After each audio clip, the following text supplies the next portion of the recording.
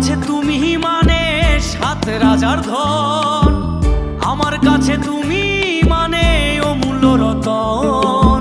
তোমার কাছে হয়তো বন্ধু আমি কিছু না, তাই তো তোমার স্বপ্নে বন্ধু আমি আসি না। আমি মানে তুমি আর তুমি মানে আমি, আমার কাছে আমার যে বন্ধু তুমি দামি।